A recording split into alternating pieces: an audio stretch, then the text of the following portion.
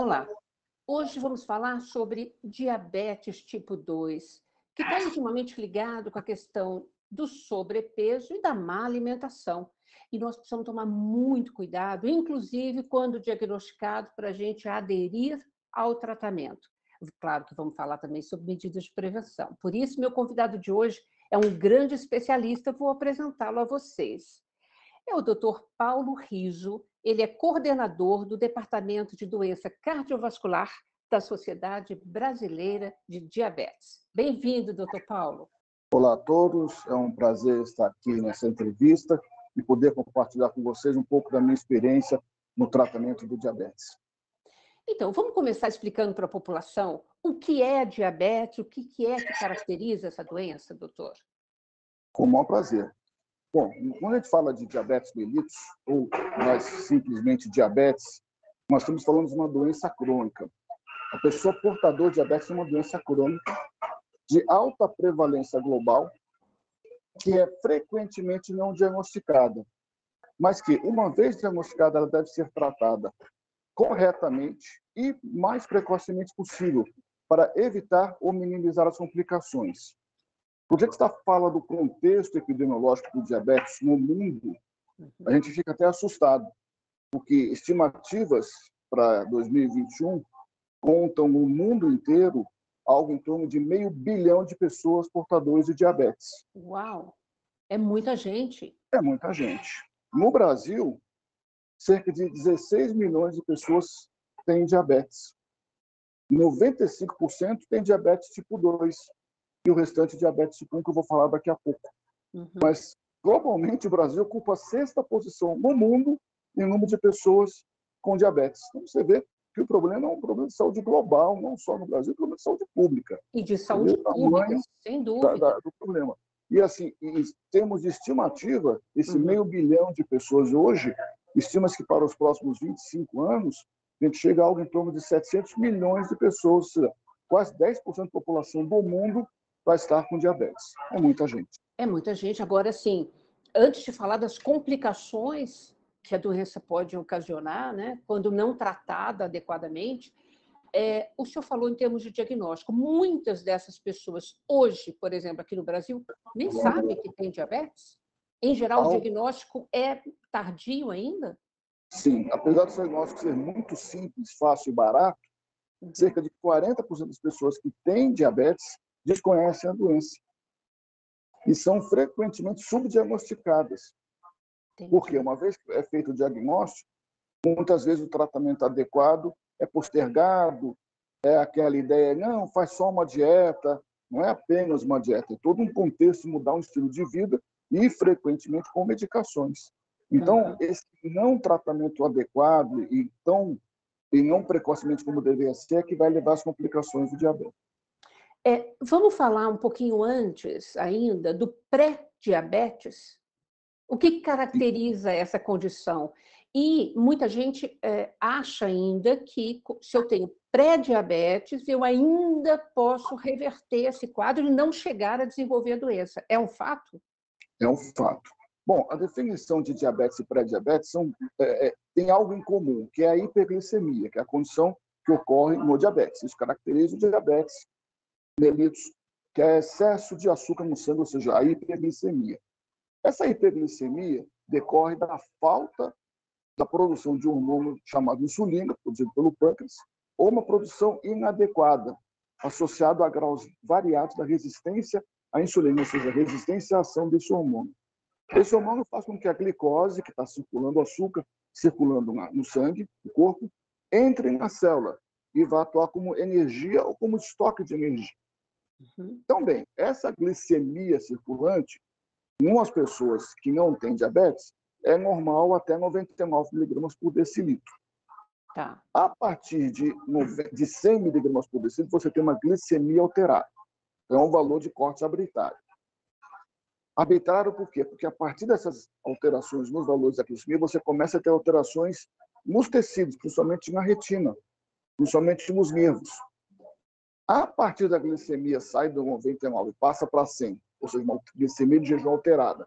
Ela vai subindo até um determinado valor. Uma glicemia em jejum de 8 horas, maior ou igual a 126 miligramas por decilitro define o diabetes. Uma glicemia em jejum maior que 99, ou seja, de 100, mas menor que 126, ou seja, entre 100 a 125, não é diabetes e não é normal. É o indivíduo que a gente chama de pré-diabetes, que é um diabetes inicial, porque as complicações também acontecem aí. Nesse pré-diabetes, e olha que eu falei que se no Brasil a gente tem 16 milhões de pessoas com diabetes, a gente tem um número parecido, algo em torno de 14, 15 milhões de pessoas com pré-diabetes. Esses indivíduos com pré-diabetes, se não tratados adequadamente, principalmente aí com medidas de prevenção, mudança de estilo de vida, alimentação, atividade física, esses têm uma chance de desenvolver diabetes. Mas 30% deles, se adequadamente motivados e mantendo essas mudanças no estilo de vida, podem reverter o pré-diabetes ao estado normal. Então, nós temos todo um contínuo do indivíduo normal, pensando em número de glicemia até 99, um indivíduo com diabetes até 125, e um indivíduo com glicemia de jejum maior ou igual a 126, que se caracteriza como portador de diabetes. Isso significa que eu queria um recado ainda do senhor, antes de falar das complicações, que assim, uma pessoa saudável, considerada saudável, não estou tendo problema algum. Esta pessoa, em qualquer idade, ou tem alguma idade de corte quando a gente começa a envelhecer, que a gente deveria fazer exames, fazer um check-up, por exemplo, identificar como é que anda a nossa glicemia, isso é importante? Muito importante, ótima pergunta. Há uns 20 anos atrás, uns 30 anos atrás, o diabetes é considerado uma doença do idoso. Realmente, a prevalência hoje do diabetes no Brasil é em torno de 8% da população adulta. Só que um indivíduo idoso, vamos considerar de 65 anos para cima, essa incidência praticamente dobra. Com o passar da idade, a chance de a pessoa desenvolver diabetes aumenta. Então quer dizer que o diabetes vai ser só no idoso? Não. Com o passar dos anos, a gente observa diabetes tipo 2 em crianças. Crianças de 9, 10 anos de idade, geralmente obesas, sedentárias, com história de diabetes na família. Então, qual a melhor idade para se fazer a prevenção do diabetes? Não é apenas o fator idade, é o ambiente e os fatores de risco.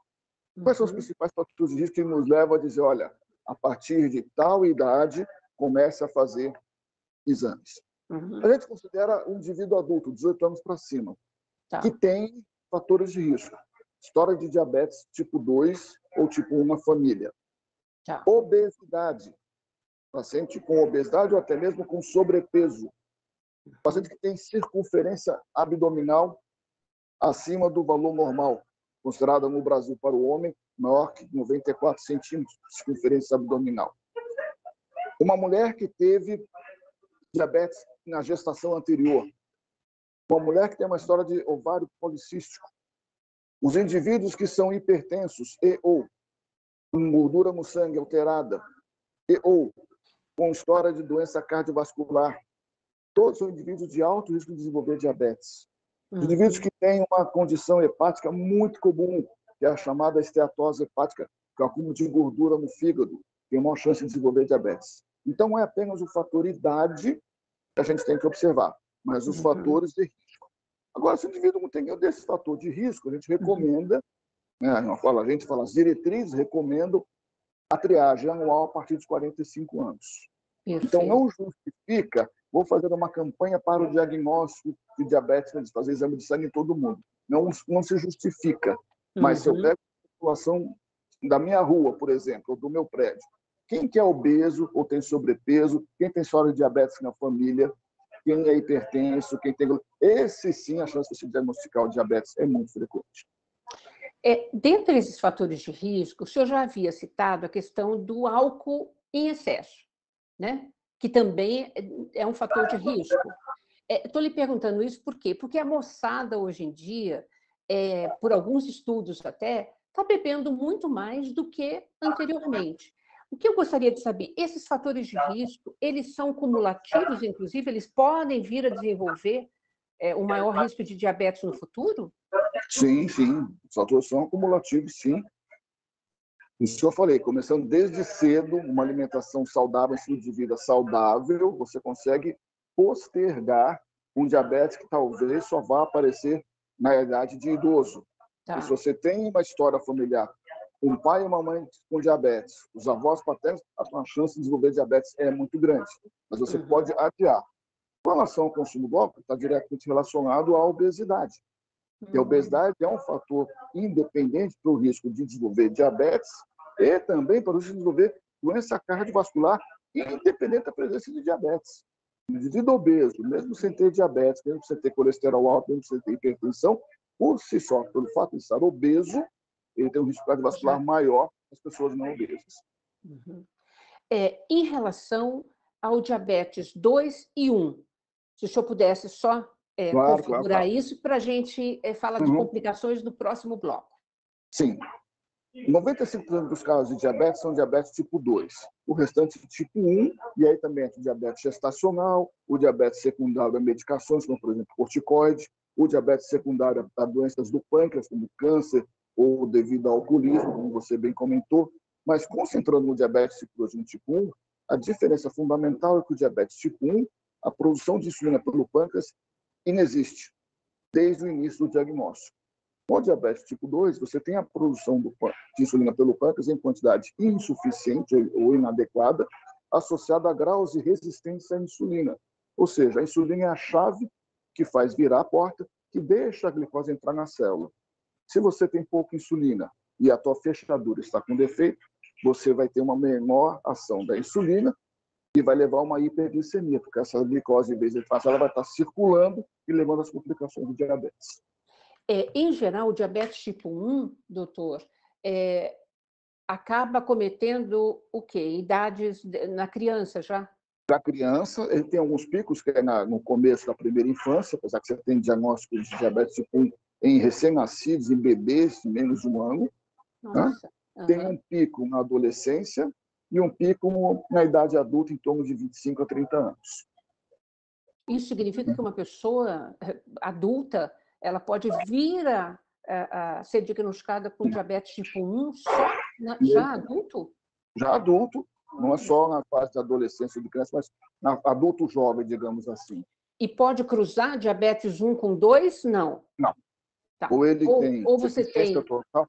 Porque no diabetes tipo 1, a patologia, apesar do problema da hiperglicemia ser comum aos dois, apesar do problema de insulina ser comum aos dois, o que leva no diabetes tipo 1 à inexistência ou à inadequada produção de insulina pelo pâncreas é uma autoimunidade. É como se demora por outras células de defesa que te ajudam contra patógenos, bactérias, vírus, etc. Elas olhassem para o teu pâncreas e acham quem é você e começassem a atuar contra o seu pâncreas como se ele fosse um inimigo e vão levando uma insulinite, vão destruindo o seu pâncreas e dessa maneira não vai produzir insulina. Esses marcadores imunológicos nascem com a pessoa e por N motivos chega uma hora que eles eclodem. A vigilância imunológica nossa chega uma hora que ela, por algum motivo, perde o controle, libera esses autoanticorpos que vão atuar contra o pâncreas. E aí levando ao diabetes tipo 1. Doutor Paulo, podemos, por favor, abordar agora a questão das complicações do diabetes? Claro que não é para assustar a população, mas para que sirva de alerta. Quais as principais complicações? Ótima pergunta, Lina. Uma coisa é importante deixar claro que não é todo indivíduo, por ser portador do diabetes, que ele vai ter complicações. Como eu te disse, o diabetes deve ser tratado de forma adequada e isso posterga ou minimiza as complicações. Mas o fato de ser estigmatizado, que não deve ser como indivíduo com diabetes ou diabético, e na verdade de ser chamado como uma pessoa que tem diabetes, não é um sinal, não é um atestado que ele vai ter as complicações do diabetes. Agora, se esse indivíduo que tem diabetes não se tratar adequadamente, seja por uma inércia terapêutica da parte dos profissionais de saúde que o cuidam, que é inércia terapêutica, está na hora de mudar o tratamento e ele não é mudado, ou está na hora de iniciar o tratamento e ele não é iniciado.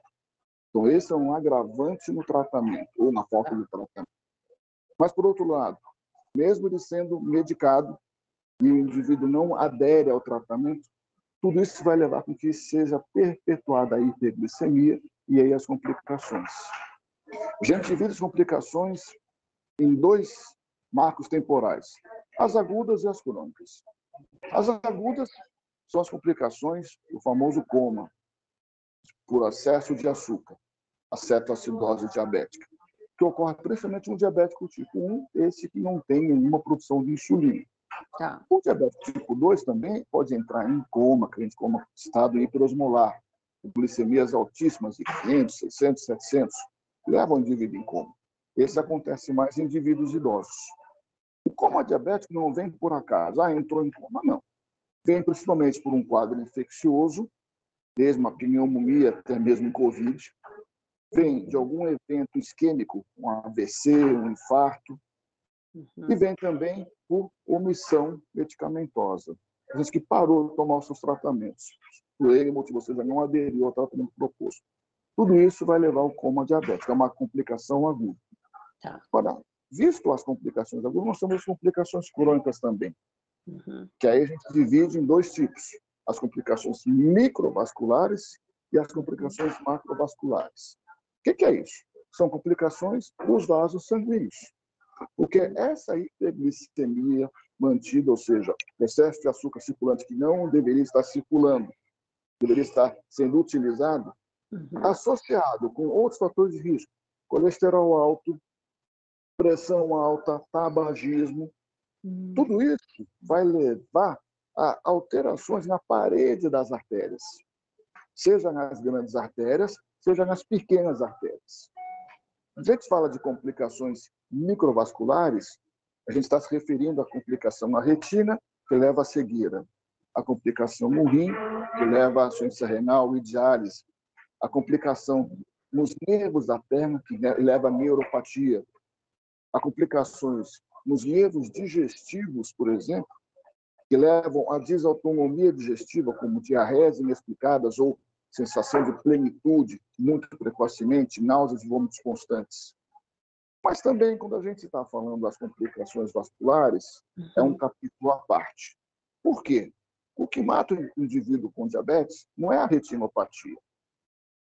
O que mata o indivíduo com diabetes é a doença cardiovascular. A doença cardiovascular é a principal causa de morte no indivíduo com diabetes. Por quê? Aquela alteração nos vasos pequenos também acontece nos vasos grandes, nas grandes artérias, as artérias do cérebro, cervicais do pescoço e as artérias coronárias também. Essa alteração nos vasos vai levar juntamente com aqueles fatores de risco, obesidade, tabagismo, colesterol alto, história familiar, vai levar à formação da placa aterosclerótica. Essa placa vai entupindo a luz da artéria. Chega um momento que esse vaso oclui e forma um trombo. Esse trombo vai ocluir de forma total ou parcial a luz da artéria, que pode ser da coronária, no coração, causando um infarto agudo, do cérebro, causando um AVC, da circulação da perna, causando uma amputação. Então, as complicações crônicas, as pessoas geralmente esquecem ou não associam ao diabetes. Geralmente, quando falam em complicação de diabetes, ficou cego, perdeu o rim. Mas o que mais causa problema é a complicação cardiovascular. A doença cardiovascular é a principal causa de morte no Brasil. A gente não pode esquecer disso. É verdade. E muita gente acaba não associando. Morreu de infarto, né? Ou teve um AVC seríssimo e era diabético, né? Exatamente. Então, em termos de tratamento, né? Muita gente tem medo de começar a tratar, porque tem medo de aplicar insulina, de tomar insulina, e tem uma regra muito específica, muito rígida, né? Se o senhor pudesse explicar um pouco para a gente sobre como se trata, e, inclusive, a importância da gente... eu agora já estou bem, estou melhor, fiz o último exame, está tudo controlado, e eu paro o meu tratamento. Que eu acho que merece um alerta também, né, doutor? E como diz um amigo meu, diabetes é uma doença que não se sente, uma doença que se mede. Muitos indivíduos descobrem que são diabéticos no momento de um evento agudo, como um infarto ou um AVC. Então, é importante que a gente tenha em mente que o tratamento de uma condição crônica como o diabetes é um tratamento crônico, como a hipertensão, como o colesterol alto. E o tratamento deve ser iniciado o mais precocemente possível para minimizar ou evitar as complicações. Por que muitas pessoas param o tratamento? Porque acham que estão bem. Que realmente o tratamento correto deixa a pessoa se sentindo bem. A glicose normaliza. Mas uma vez que o tratamento é interrompido, essa glicemia volta a subir e aí aumentando o risco de complicações, tanto micro quanto macrovasculares. Agora, por que o senhor acha, tipo, a própria SBD tem feito um trabalho de conscientização e de alerta, né? E nós estamos vivendo por muito mais tempo. E a gente precisa adotar hábitos saudáveis, né, doutor Paulo? Essa é uma das medidas protetoras para a gente evitar as complicações? Falando de tratamento, o tratamento se baseia em 3 pilares. Tá. O primeiro pilar, que são não dissociáveis. O primeiro pilar é mudar o estilo de vida, ou seja, tenha uma alimentação saudável, evite gordura, açúcar e sal. Segundo, faça uma atividade física regular, no mínimo 150 minutos de caminhada por dia. Claro, com uma avaliação cardiovascular prévia. Tá. Terceiro, além de mudança de estilo de vida, de dieta e atividade física, hábitos de vida como o tabagismo, não tem meio termo. Ou você para de fumar, ou vai ter complicações. Não só do diabetes, mas câncer de vários tipos. Uhum. E, juntamente com a mudança de estilo de vida, frequentemente é necessário medicações. Medicações que vão, no caso do diabetes tipo 2, fazer com que aquele pâncreas que está produzindo menos insulina do que deveria, consiga produzir mais. Vão fazer também com que aquela resistência elevada à ação da insulina seja diminuída.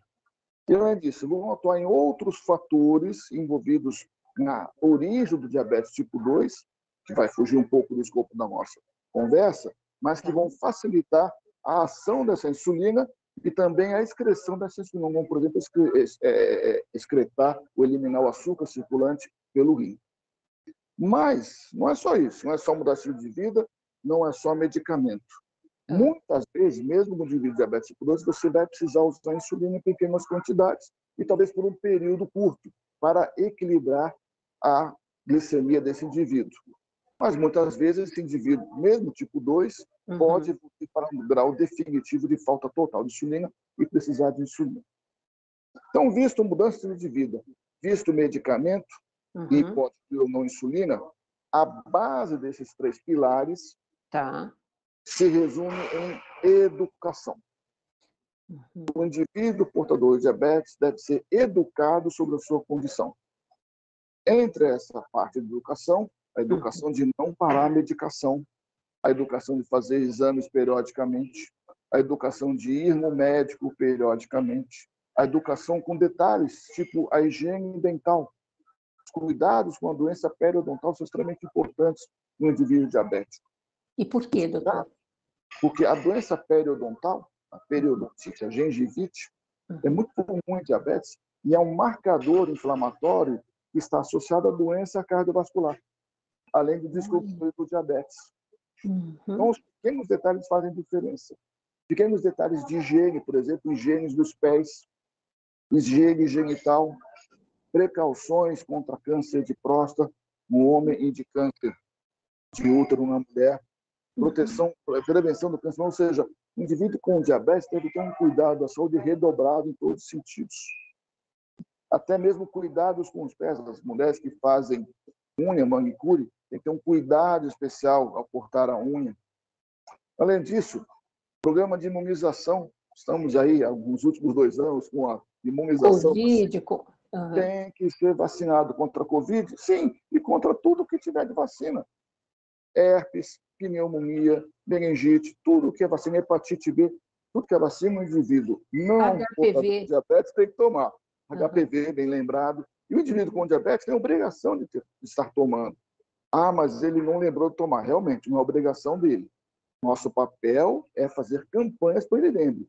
Mas o papel do profissional de saúde também não pode ser jogado para trás. Senão você tem Claro. que lembrar o seu indivíduo que ele trata com diabetes, olha, é para te fazer vacina, olha, está na época de fazer colonoscopia. Ou seja, a prevenção de saúde é fundamental para todos os indivíduos, em especial naqueles que têm diabetes. Nossa, muitíssimo obrigada pela sua participação. Dicas incríveis, viu? Muito obrigada mesmo. O espaço vai estar sempre aberto, viu, doutor Paulo Riso? Estou à disposição. Obrigada a você também que nos acompanhou até aqui. Se você quiser referência ou qualquer outro dos nossos programas, acesse saopaulo.sp.leg.br e nos acompanhe nas redes sociais. Beijo, gente. Obrigada. Até a próxima.